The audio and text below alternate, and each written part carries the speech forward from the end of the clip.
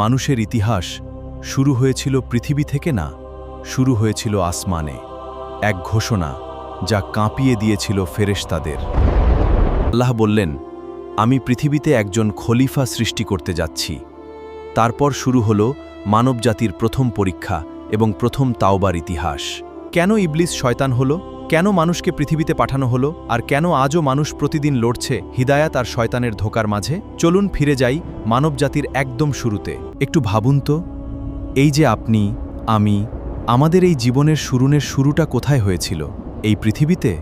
না, তারও আগে, সময়েরও আগে, মানুষের ইতিহাসেরও আগে এক মহান ঘোষণা হয়েছিল আসমানে। এক ঘোষণা যা বদলে দিয়েছিল পুরো সৃষ্টি জগতের ইতিহাস।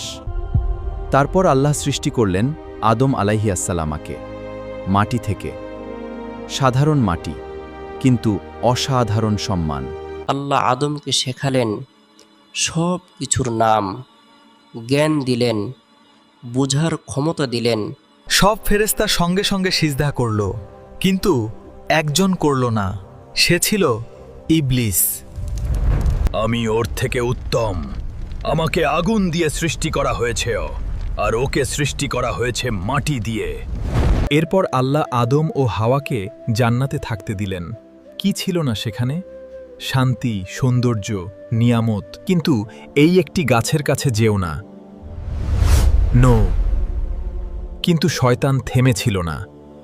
অবশেষে তারা সেই গাছ থেকে খেলেন, আর সঙ্গে সঙ্গে সব বদলে গেল।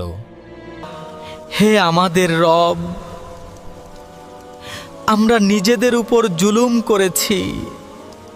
তোমরা পৃথিবীতে নেমে যাও, পৃথিবীতেই তোমাদের জীবন। আজও সেই যুদ্ধ চলছেছি। একদিকে আল্লাহর হিদায়াত, অন্যদিকে শয়তানের ধোঁকা।